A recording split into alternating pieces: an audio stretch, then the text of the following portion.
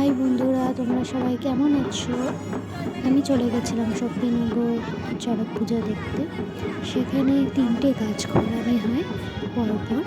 তো আমরা ভাগ্যবশত আমাদের দুঃখিত যে আমরা লাস্টের গাছ ঘোরানি নিয়ে উঠেছিল, সেটা আমরা দেখতে পারিনি। তো সেখানে আমরা টিকিট করে নিয়েছিলাম। তো আমরা অপেক্ষা করছিলাম যে কখন গাছটা তুলবে, আমরা দেখব। তো অবশেষে আমরা ঠিক করে বসা থেকেই গোটা মেলাটা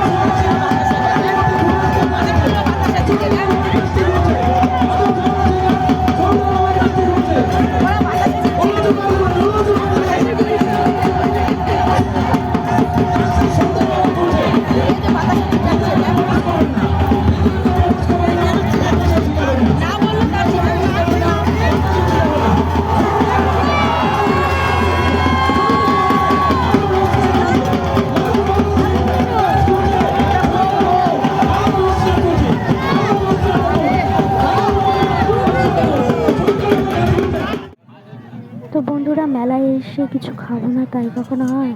এখানে দেখো, আমরা লিট্টি নিয়েছিলাম।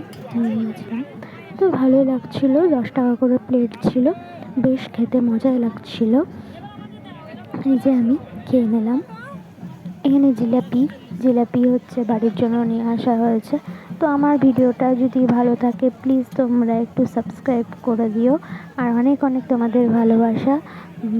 তোমরা ভালো থেকো, সুস্থ থেকো, সবাই এই কামনাই করি। তারপর মনে হয় এই মেয়েগুলো হচ্ছে মাঠে নেমেছে সেজেগুজে, কারণ এরাও হয়তো কোনো পারফরমেন্স করবে। সেই পারফরমেন্স দেখার আমার ভাগ্য নেই। আমরা চলে এসেছিলাম।